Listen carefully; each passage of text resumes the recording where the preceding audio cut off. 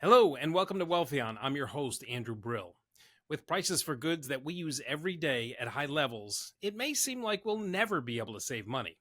But what if I told you financial independence is a lot more attainable than you think? We'll discuss that possibility coming up right now. I'd like to welcome Cy to Wealthion. Cy is a veteran of the U.S. Air Force. Now he is a financial coach and an expert. He has a fascinating story about his own debt and how he got out of it in an extreme amount and is now financially independent and thriving.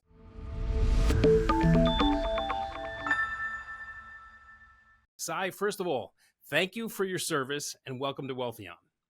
Thank you so much for your support and thank you for having me. Absolutely. Now, I want to get this right, so I'm going to read this off my paper. You had nearly $47,000 in credit card debt, $42,500 in car loans, $8,700 in personal loans, and over a $10,000 loan from your 401k. That's a lot of debt.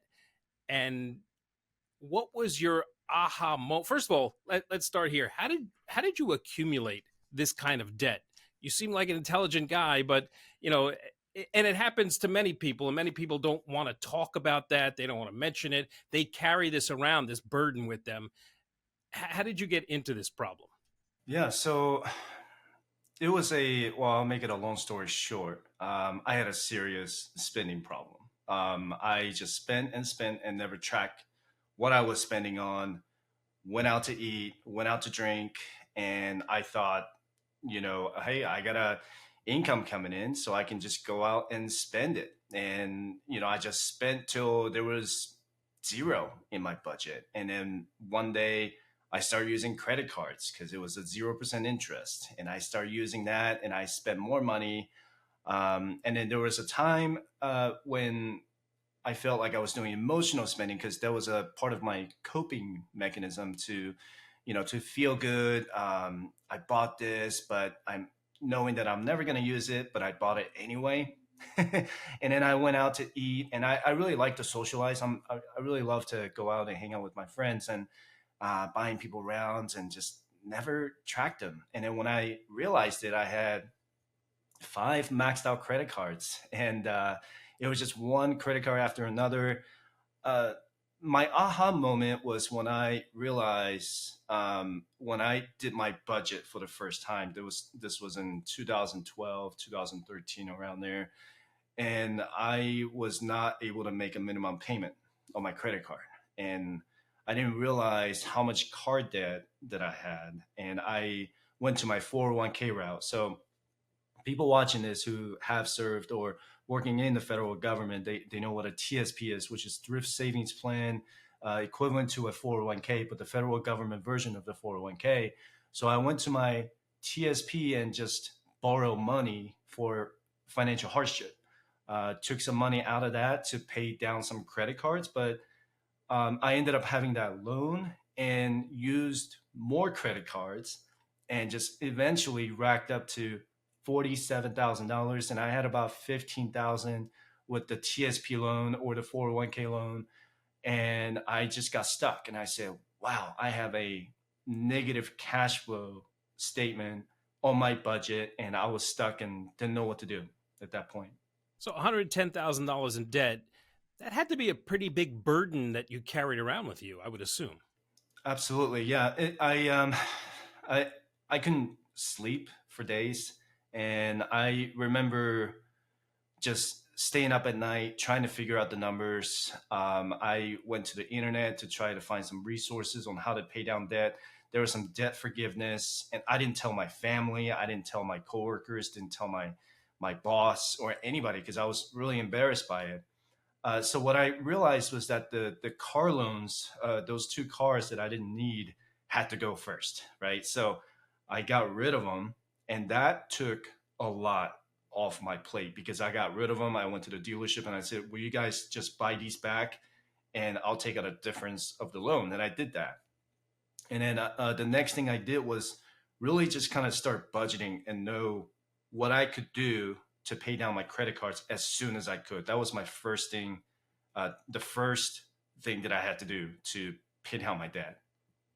So you came to this realization and really didn't ask anyone for help, but you knew that you had a problem.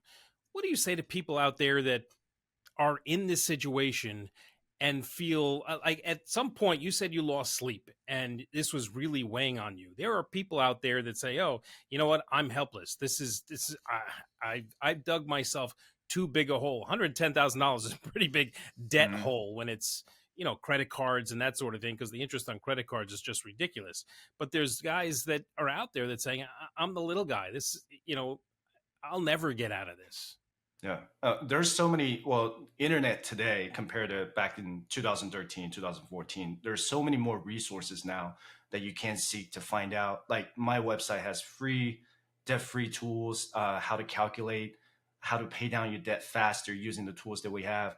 And what I did back then was while making about $58,000 a year in income, I went out there to get more jobs, more side hustles, whatever it took. And there was Uber was up and coming a long time ago. They were asking for test drivers. So I'm like, I'll sign up for that. I'll sign up for this. And I sold everything I could. I did things that I didn't need. That was part of my, my farewell with the things that, with the materials that I purchased. I sold them on the marketplace. I sold them on Craigslist. I don't know if Craigslist is still a thing, but I just sold everything and start paying down as much as I could. So I tracked my spending.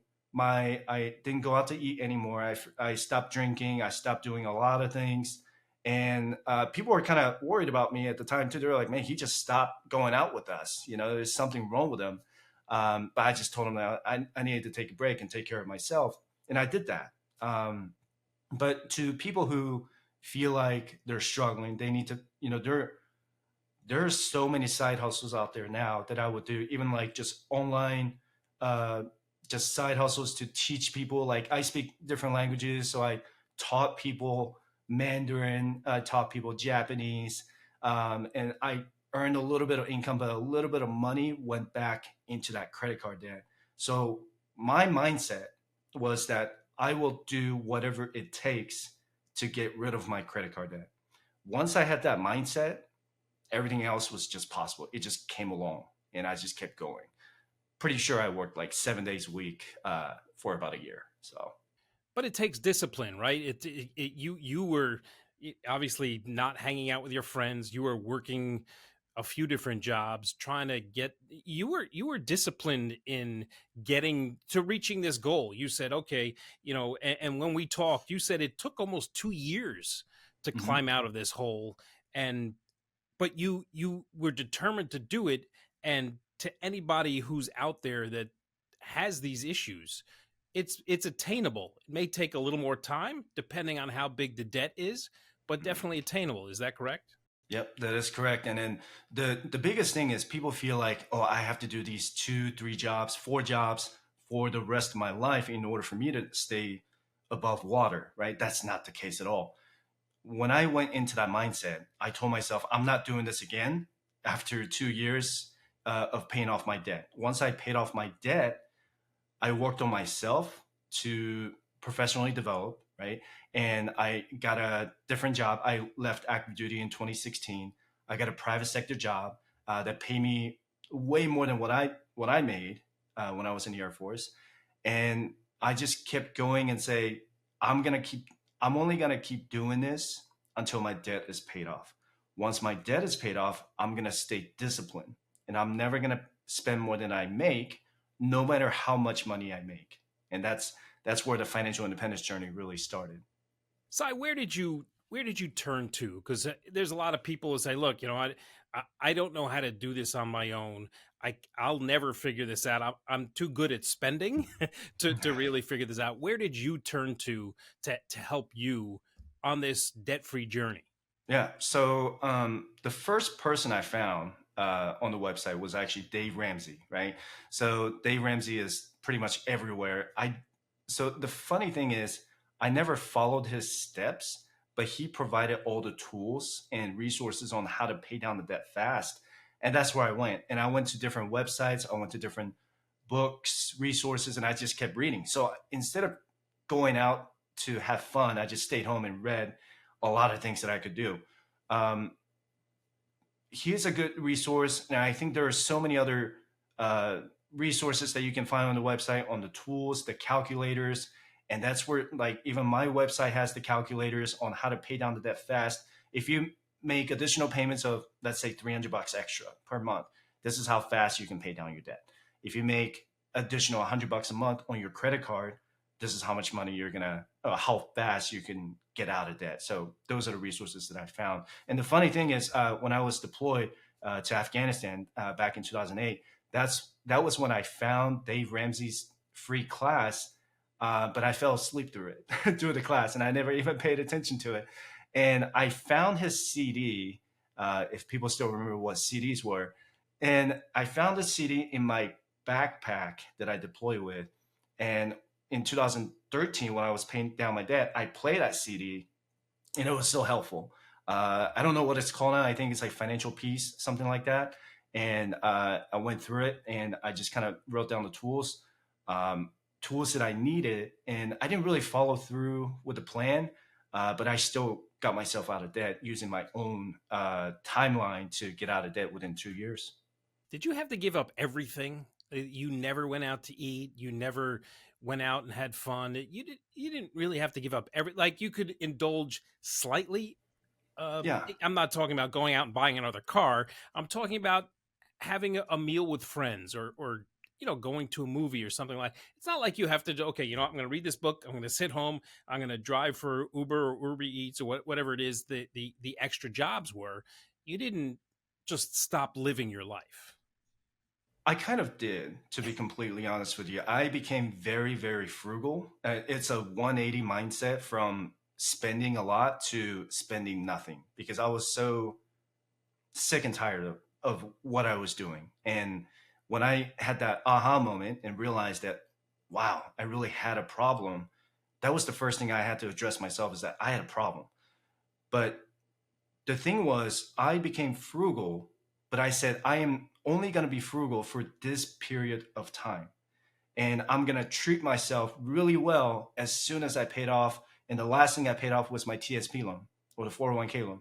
I sent the check, and that night I went out to eat sushi, all you can eat sushi. And right after that, I had a steak dinner because I could. I didn't have any debt anymore, but I was being responsible. So, in a way, I did give up a lot for 2 years, but looking back, I don't regret it. But if I had to go back and do it again, I would still kind of have a mental pause and say, all right, let's take a break for a second, regroup, maybe go out to eat like a double cheeseburger from McDonald's. Back in the days, it was dollar menu. Now it's like $5. But that's something that I would treat myself and say, hey, I just paid off this credit card. Let's go ahead and get me something. All right, done, and move on and keep going. Now you counsel people. Now that's what you do, is in your website Fireside Chat. It's PSY, and that's people come to you for help now. What do you tell the people that come to you? There, I'm sure there's people they come to you obviously for debt help, financial dependence, and we'll get into fire in a few minutes. But what do you tell them when they're so down and they think, what, I have to change my life completely? Some of them, I Yeah. would assume, don't have to change their life 180. They need to get out from under for a little while, and then they can have that freedom that you have. Yeah, every person's financial situation is different, right? So that's why we call it personal finance, because it's very personal for each one of us, each one of you. I'm sure your personal financial situation is different from mine. Now, when people come to me and say, "Hey, I need a direction," and that's what they really need, is a direction, right? So I have all these debts, or I have, let's say, I have $20,000 that came in, and it's just sitting in my bank right now. What should I do with that? Then I give them the direction and say, here are some options that you can go through. Here's option A, there's the Roth IRA, and there's you could increase your retirement contributions, or you can move that money out of the traditional bank and put it in a high yield savings account. That's one of the things that I didn't realize, that 82% of Americans don't even know what a high yield savings account was, and they're just putting in a traditional bank that accrues 0.01% in interest. So that's it's just people in debt or people that have money, they just need a direction, right? And one of my favorite moments is that I have high school seniors come to me and submit their information on my website, and they say, "Can you just walk me through what a Roth IRA is? You don't need to tell me what to invest. You just tell me how this works." And I said, "No problem. I'm not even going to charge you 30 minutes to an hour. Let's go through this." And 18 year olds, they leave the meeting and knowing that they're going to become multimillionaires in the future. So I'm very hopeful for some of the younger generation. Despite what you read on the news about Gen Z doing this, Gen Z doing that, there are some really incredible and smart Gen Z saving and investing a lot of money. And people who are in debt, like I said, it's just it's a direction. Given the tools, I do 20% of the work. They do 80% of everything else. So You that's just really have the to key point thing. them in the right direction. And Exactly. Yep. guilty is charged. I just put some money into a high yield savings account because for the longest time, rates were so low that you like you said, that 0.01% is like, okay, great. I have money in the bank. I got 2 cents this month. Woohoo. But I've moved money over into a high yield savings account. A little bit happier about that. But your point about the Roth IRA is spot on. And I think that for kids, especially teens, financial literacy is at a very low level, and I think if you're able to reach out to high school kids, all the more power to you, because I think that it's something that I tried to do with my kids, and they're financially responsible, and they both have my two that are out in the working world have Roth IRAs, so and that's not something I told them to go out and do. They researched it and did it on their own. But I think that there's a lot of kids out there that are not financially literate, and I think that a lot have spending issues that Hmm. that are not is not a good situation. But so I want to ask you, out of all the debts that you had, is there a debt that you look at, or a vehicle like credit cards or car loans or mortgages? Is there a debt that you look at and say, well, this is the worst, stay away from this if you can? Yeah, I would say credit card debt is absolutely the worst. If you're Here's how I teach my clients or people who watch my channel is that the moment you realize that you can't pay your credit card back in full, that is the day that you should stop using your credit cards. Do I use credit cards now? I do. And I pay it off every single month, and I never bite more than I can chew. That's really the biggest thing is I change my behavior, right? Do I say credit cards are all bad? No, not necessarily. I think they're great for my business. They're great for building up mileage, maybe points and stuff like that. But well, it's not a whole lot of points. But when I'm being responsible with my credit card usage, there's a big difference, right? And people get into the credit card debt because they don't pay attention to their spending, and they don't pay attention to the balance, the increased balance going in on their credit cards, and then they get themselves into the hole. And right now, the credit card debt is at all-time high. And sure, people can blame it on inflation, but that is still people still using their credit cards to just keep using it and using it. And it's a problem. And I would say credit cards will be the worst debt out of all. And the second one will be the car debt. And car loans are probably the second worst because that every vehicle, unless you drive a Lamborghini, every vehicle depreciates in value. So when people say, I got a 4% car loan, great. But your car is still depreciating by 15% annually. So you're technically losing about 20% every year to a $30,000 vehicle that you just purchased brand new in 2025 or 2025, whatever, right? So, Yeah. It's I hate to call it, and I use it more as a charge card, because like you, I pay it off every month. So it's like, okay, I don't have to carry the cash. I'm just going to charge this, and when the bill comes, I know that I'm just paying it off every month. And mhm, I always have in the back of my mind is, okay, I paid for this. I paid for this. This is the amount of the bill that's going to come at the end of the month.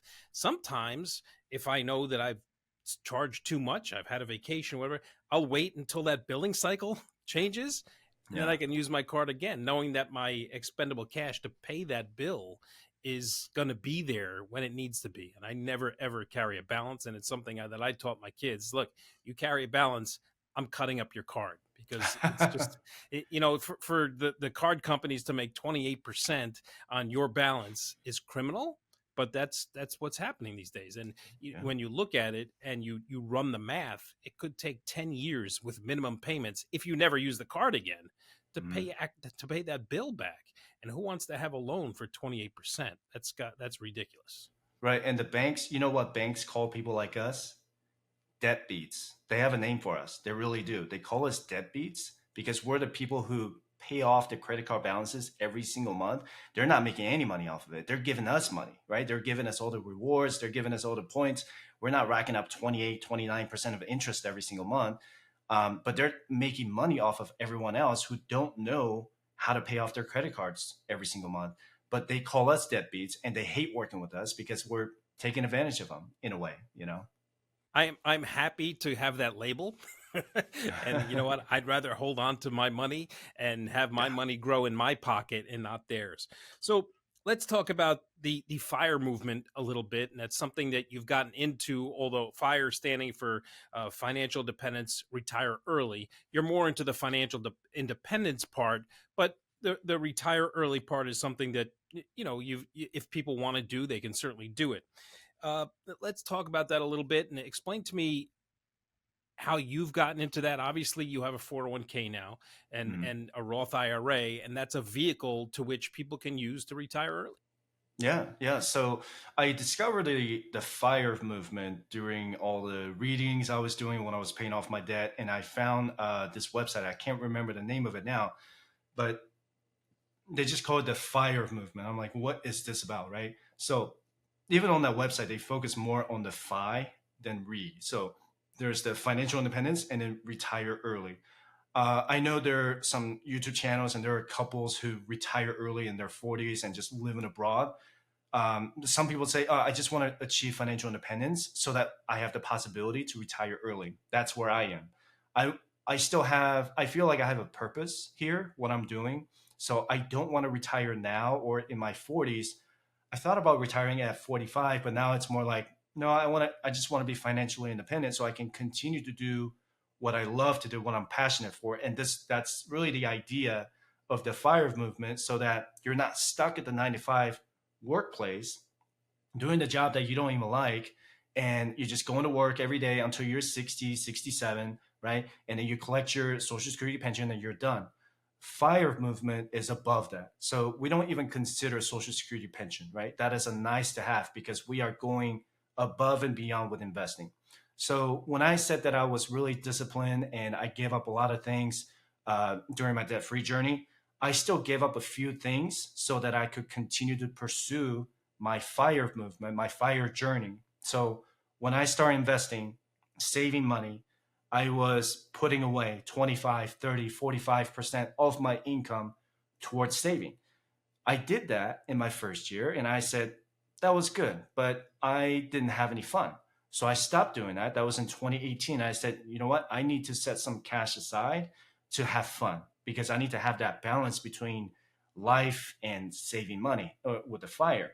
So the whole idea was to continue aggressively investing, but at the same time, have a little life for yourself. You're no longer in debt so that you have the possibility to retire earlier if you want to. Because most people, I can feel it, going into my 40s, I'm not going to be as active as I was in my 20s or 30s. And I want to have the possibility of maybe just call it quits or take a break from my work and just travel the world. That's really the biggest idea. You're talking about investments, about putting money away, and where without getting personal, where do you suggest people put money away to get the maximum return so it can grow exponentially? So by the time, look, if like you're in your 40s, I'm actually in my 50s. So, if I want to retire in 10, 15 years by the age of 70, you know what? I have a couple, I have 10, 20 years left. I want to travel the world. I want to Mhm. see things that I've never seen before. I have a bucket list just like everybody else. I want to Yeah. enjoy those things. Where are you telling people to put their money? So I have like a checklist, right? So coming from the military background, we all use checklists and it's easier for us to understand and follow. What we always prioritize is the getting that 401k match, and then do the Roth IRA, and then do everything else. Always prioritize your long-term investments first, because if you fail fire, let's say you can't retire early, you didn't get to invest as much to retire early, you still have your 401k and Roth IRA. By the time you're 55, you can start collecting your 401k, and then by the time you're 59 and a half, you can still have that money in the Roth IRA. So what I always suggest, and there's a checklist on my website, is that step one, figure out what your annual expenses are right now, and then you can multiply that by with the inflation, and there's a calculator on my website for that too. And then the next step is to get that 401k, but only up to the employer match. That's free money that you're going to get, so you should never leave that out. If your employer gives you a 4% contribution, if you contribute 8%, then that 8% should be the minimum that you do. Then the next step is to have that cash cushion, right? So I teach that and say, you don't want to invest everything you have. You don't want to own everything in cash either, right? You want to have a balance in your net worth. So calculate your net worth and find out where you are, and then build that cushion between you, the cash, and then to investments. So kind of like, you don't want to lay on the floor without a mattress. You get a mattress, that mattress is your cash. So you have that cushion between the floor and where you are with investing. Then the next step would be to max out your Roth IRA, your health savings account. That's another great tool to for the early retirement strategy. Is that people are thinking, oh, health savings account, that's just for health, right? No, it's not. You can actually take money out of health savings account early. So if I spend $200 this year on copay, I can reimburse myself 20 years from now from the $200 that I spent in 2024. There's no expiration on it, because there's a loophole in the HSA that you can reimburse yourself in the future. And then go after you're done with the 401k, Roth IRA, HSA, that is your long-term retirement plan. Then you move on to start planning for the intermediate or short-term retirement plan. So if you're like 10 years from, I want to retire by age 50 and I'm 40 right now, then you start investing in that 10-year time horizon. If you're within 15 years, then you start investing in that 15-year time horizon. How do people do it? I mean, just opening up a taxable brokerage account, right? So you can go to any brokers that has a taxable brokerage account, and then I don't do anything fancy, index funds, ETFs. I don't do fancy individual stocks. I do a few here and there, but it's not why I'm growing my investments. That's not how my investments are growing. It's mostly from index funds, just really, really boring investments. Once you figure that out, the time horizon and how much money you need to invest every single month to get to that fire number is what we call it, fire number, right? The rule of 25. And you have your annual expenses multiplied by 25. That's how much money you need invested to achieve financial independence. And I would assume inflation plays a little bit of part of that rule of 25, and interest rates going up and stuff like that. I want to ask you, is there a percentage on how much cash someone should have to use, as opposed to, okay, you know what, to use, very round numbers. I make $100,000 or I make $50,000. How much cash do I need? Or is that all according to budget and how you So live your life?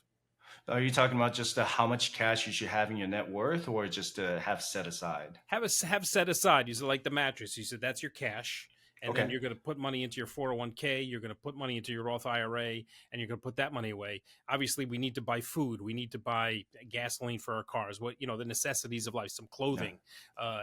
Is there a percentage that you look at, or does that go? Is that an individualized thing? So it's very individualized. So everyone, it depends on if you're single, married, if you have kids, and if you're a dual income family, or if you're a single source income family, right? So if you're the only person making money for the entire family of four or family of five or whatever. But the cushion that I was talking about, I should clarify, that is more of an emergency fund so that you don't go back into debt again. So when I got out of debt, I spent the next 5 months aggressively saving that cash into my emergency fund. And I was single at the time, so I put away about 6 months of my expenses in my emergency fund. So that was about $20,000, because I was single, not a whole lot of expenses, but I wanted to have that. I didn't want to use credit cards for a while, but I always had that cushion of if something happens, if I got into a car accident, if I had to go to the ER for anything, I would always have that emergency fund to back me up. Now I teach this too. Besides the emergency fund, there's the cash reserve allocation strategy, is what I call it. You have your bucket, not the Roth IRA, not the investments. It's your bucket inside your cash. So we talked about emergency, 3 to 6 months of expenses. Now there's also the annual expenses fund, is what I teach. So this is the most overlooked budget on people's budget items, is the annual expenses, subscriptions, vehicle maintenance, DMV registration fees, all of that stuff. You have to set aside like a certain amount of money, let's say $100 a month. So you have $1,200 a year in that annual expenses fund to pay for anything that is necessary and expected. That's how I categorize that. And then the second bucket, or the third bucket, would be the discretionary fund. So that would be anything that's expected but unnecessary. So discretionary fund would be something like your birthday, your anniversary, your kids' birthdays, Christmas shopping, or any subscriptions, right? Like ESPN subscription or anything like that. That's what you want to do. And then the other one that I have, this is optional, is travel fund. I love to travel, so there's the other, like the entertainment part, to make sure that you have a balanced life between investing and having fun, but only have a discretionary or travel fund if you're out of debt, bad debt, right? But you should always have an emergency fund and an annual expenses fund, because those annual expenses, let's say you got to pay $200 next month, and that messes up your budget. But if you have that set aside in a high yield savings account and label that annual expenses fund, that's not going to make a dent on your budget because you already expect it. So that's how I teach people, and say it's not so much the percentage, but it's really how you allocate your cash. How does things like college factor into all this? I mean, college isn't cheap these days, and Right. obviously you have to put together a budget, and there may be loans that kids have to take out to go to college. Some that are, not don't some parents that don't have as much money, and how does that play into all of the planning? Yeah, so it's really tough right now. Obviously, the college tuitions keep going up, and it's far outpacing inflation, right? So it's been crazy. And I chose not to go to college. That was me. I wasn't the smartest kid in high school either, so I just kind of I said, "Oh, I found a recruiter and just joined Air Force instead." This was back in 2003, 2004. But when you think about college, and people have asked me that, previous clients have asked me that too, how do I balance between retirement investing and college savings? Well, when you get on the plane, and I always say this, when you get on the plane, the flight attendants always give you the instruction to say, make sure you put the mask on yourself first before you put it on your kids, right? Most people would say, well, I want to save my kid first, but you can't save your kid if you don't save yourself first, right? So that's the same thing. You want to focus on your retirement first, and then focus on your kids' college, because your retirement is forever. It's however long that you live until you die. Your kids' college lasts 4 years. If do what you can, there's no set budget on how much you should contribute to your kids' college fund. It's what you can to help your kids out. Now, there are different things that people can do to say, you know, well, actually, I'm kind of thinking of something else, but there are more employers waiving the 4 year degree requirements now. And it's funny you mention that, because I have a video just coming out in about 2 hours talking about the top high paying jobs with no degree requirements. And there are a lot of jobs that even airline pilots, they don't even need your 4 year degree anymore, right? So I know you're flying, you got your private pilot's license, but if you want to become a first officer for Delta Airlines, they say we don't need your 4 year degree anymore. And before that, they didn't even care what kind of degree you had. They just care more about your flight experience than anything else. And that goes to a lot of jobs now, right? They want to make sure that you have your professional certificates. And I'm going to use the airline for an example. I want to make sure that you have your private pilot's license, you have your instrument rating, you have your commercial certificate, you have your multi-engine rating, right? Oh, you have a degree? Cool, nice, great job. But you're hired because you have all those hours and certificates. So I think the world is changing. There is a few articles that came out from, I believe it was Business Insider and CNBC, a lot of universities are actually in trouble financially because 2021 had the lowest enrollment ever, right? So they might be, if they're in financial trouble, that means that the tuition cost maybe, this is just me assuming, might drop, or something else better might happen. And I'm cheering for that. I think they need to reduce the tuition costs anyway. So yeah. They're crazy, but you may have, I guess I am going for I have my private pilot's license. I'm going for my instrument rating, and you may have given me an idea. Maybe I could become a pilot and, you know, travel the world for free. That would be a lot of fun. There you But go. just one last question about it. If you're lucky enough to get a mortgage and your mortgage is, let's say you got a few years ago and it's around 3%.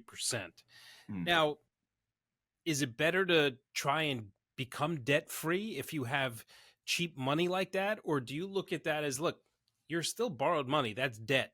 Let's try and get rid of that debt, even though it's inexpensive debt. It's not like credit card debt, it's inexpensive debt. Yeah, so mortgage is different now. So if you and I were having a conversation, let's say 2 years ago, I would have said 30-year fixed mortgage and just make minimum payments and invest the difference, right? That's what everybody knows. That's how everyone knows to. All right, you can make more out of an investments than paying down your mortgage. Now the mortgage rates 7%, 8%, right? My wife and I were actually shopping for a house, but it's just that the mortgage rates are always going to be the concern. Now, in if you're close to your retirement age, let's say you have a 10-year time horizon that you're going to be retiring at the age of 62, 64, or let's say age 60. I always recommend that you pay off your home regardless of the interest rates. I don't want any liabilities when I retire.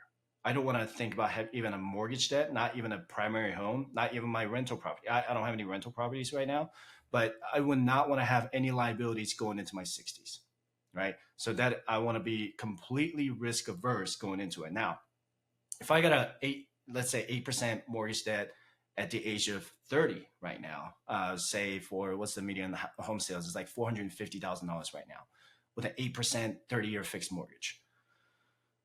It's tough. I would try to refinance as the rates come down. And if people say the rates are not coming down, I think they are. It's just not sustainable because we're not the only ones paying interest on it, but the government themselves, they're in debt, right? And they're paying interest on their debts too. So, billions of dollars going back into interest, it's just not sustainable even for the federal government. So even if inflation starts to go back up, I think they're still going to cut rates. But if people are trapped in the situation, I shouldn't use the word trapped, right? If they bought a house for 8%, I would say just wait until you can refinance. As soon as the rates start to drop, try to refinance. If not, I would try to just pay down a little bit at a time as you can, because 8% is considered high interest debt. And if you're looking to buy a house right now, just make sure that you don't overpay for your home. And like I said earlier, don't bite more than you can chew, right? So if you pay more than 30%, I'm kind of given a gray area of 25 to 30% of your gross income.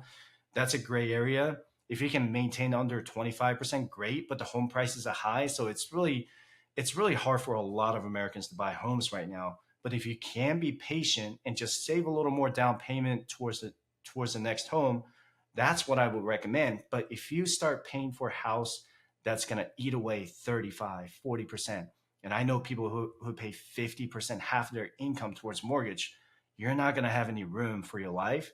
You're not going to have any room to pay for to invest in your retirement. So people really need to kind of pay attention to that in this environment. Any mortgage, any 30-year fixed mortgage, you can pay one extra payment a year, and it brings it down to a 17-year mortgage.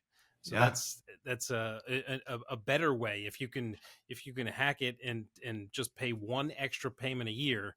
It cuts that debt in half. So yeah, that's another way, I guess, you can tackle that problem. But absolutely. Sai, thank you so much for joining me. This has been valuable information for me, and I think it's extremely helpful to a lot of others. And I think the bottom line is like, look, if it's not hopeless, doesn't matter the size of the debt, it's not hopeless. May take you a little bit longer to pay it off, but it's doable. You're living proof that it's not only doable, but you've gone from a point where you were in $110,000 in debt to financial independence. Absolutely. Yeah, it is not impossible. And I want people to know that there are tools and resources out there. There are people who want to help you. And in the meantime, I am going to bases, military bases, high schools to educate the younger generation to know this is what's available to you. And this is what you can do to start investing. I think millennials, Gen X, and baby boomers, if we had gotten this type of financial education, I believe half of us probably would not be in this type of debt. Just knowing can be very powerful. And I think if you're in that situation already, just don't give up and just keep going and be disciplined, be intentional with your spending, and be intentional with your saving. And once you do that, everything else should be automatic and you can enjoy your life. And that's not the purpose of the FIRE movement, is that you don't enjoy your life now, but I want you to enjoy and invest and save for your future. And not only that, you can find, look you up. You're a nice guy. You're willing and happy to help. And I think they can find you at Fireside Chat. It's PSY Chat. Where else can we find you on social media? And what's the best place someone can go to find you if they need help? They can find me on Instagram. I think I have Facebook still. I still do. And they can find me on YouTube. I do interact with people on YouTube the most, not so much on TikTok. I'm working on it. There's like a whole new language on TikTok that I just don't understand. But they can always reach out to me on the website at firesidechat.com, or they can just leave a comment or email me from the website if they need to. Be happy to help. And all your videos are free. So look, I've watched some, and the information is invaluable. So if you're looking for help, and you start by watching Sai's videos, because they have a wealth of information. Yep, appreciate that. Yep, definitely come check out my channel and look at all the videos and the tools. Download the tools and watch the videos at the same time. That's how you can get yourself out of debt or start investing. Sai, thanks so much for joining me. It's been a wonderful chat, and I really appreciate it. Thank you so much for having me. Absolutely. That's a wrap on another discussion here on Wealthion. Thank you for joining us. If you need help being financially resilient, please head over to wealthion.com and sign up for a free, no obligation consultation with one of our registered investment advisors. And remember to follow us on social media for the latest news and information to help you invest wisely. And if you could, like and subscribe to the channel, we'd greatly appreciate it. And don't forget to hit the notification bell so you can find out when we post new videos to the channel. Thanks again for watching, and until next time, stay informed, be empowered, and may your investments flourish.